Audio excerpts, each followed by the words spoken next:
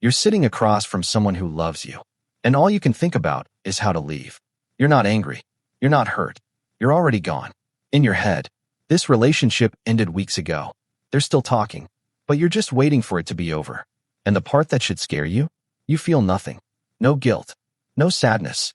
Just a quiet, hollow calm. That's not cruelty. That's a nervous system that learned early. Leaving is safer than staying. And now you do it so well. You don't even notice anymore. When your brain decides connection isn't safe, it doesn't ask. It shuts it down.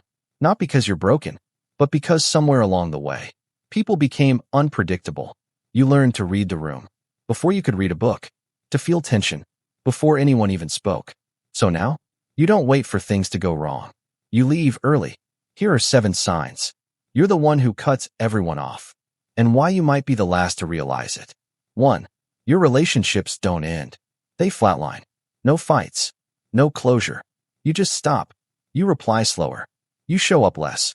Until one day, you're gone. And the scary part? It feels clean. Because you didn't have to explain.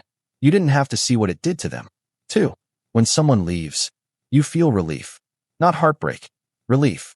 Like putting down a weight you didn't even realize you were carrying. Because for you, closeness isn't comfort. It's effort. Monitoring. Adjusting. Performing. So when it ends, your body finally exhales. 3. You keep score. Silently. You don't argue. You don't confront. You just remember. A canceled plan. A careless comment. A moment they didn't show up. Each one closes a door. Quietly. And by the time you leave, the decision was already made. Weeks ago, they never even knew. They were being evaluated. 4. You call it protecting your peace. And sometimes it is.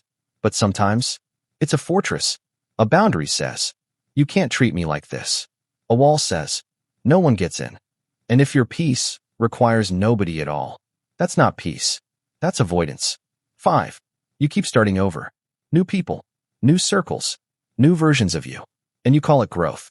But if you have to erase your life every few years just to feel okay, you're not evolving. You're escaping. Because new people don't know you yet. They can't see the patterns. 6. Closeness feels heavy. The moment someone needs you, really needs you, something tightens in your chest. Not because you don't care, but because caring has always cost you. You were the strong one, the one who carried everything. So now, the second it starts again, you pull away, before you disappear into someone else. 7. You're proud you don't need anyone. You wear it like strength. I don't chase. I don't beg. I just walk away. And yes, that's power. But there's a difference between letting go and never holding on. Because if no one can hurt you, it also means no one can reach you.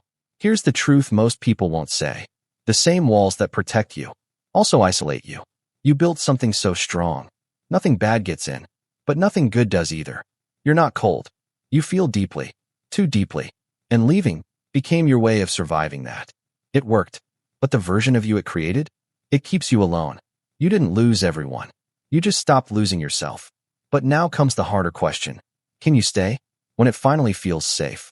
You spent your life learning how to survive the wrong people. Maybe it's time to learn how to stay with the right ones.